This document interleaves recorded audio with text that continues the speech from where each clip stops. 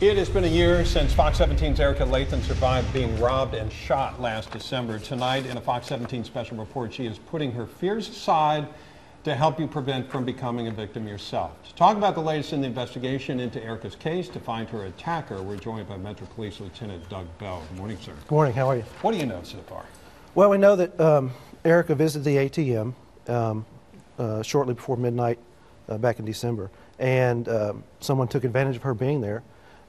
Saw a victim that might lead to some easy cash, approached her, robbed her. During the robbery, the gun was discharged. We don't know yet if it was an intentional discharge or an accidental discharge. That's something we'd really like to know. She was shot in her arm, went into her chest. It took a while to remove it, but she survived, so she's very lucky that way. Absolutely. Of course, that's a traumatic experience for anybody.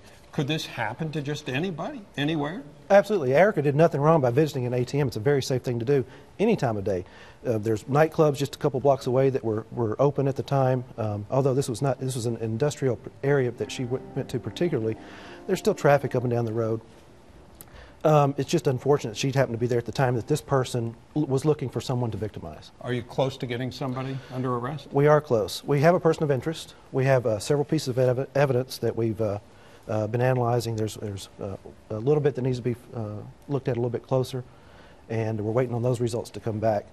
Meanwhile, we would like for more information from the community. There's somebody, whether this person's friend, family member, who knows that he's involved.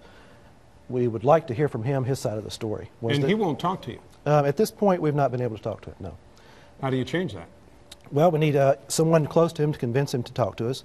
Let us know if this was an accidental discharge or, because we're assuming that it was intentional.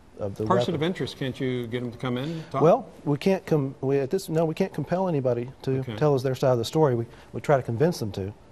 But at this point, anybody in the community that knows anything, we encourage them to call West Precinct at 862-7747 or Crime Stoppers at 74-CRIME, and they can remain completely anonymous, even if they are very close to this person.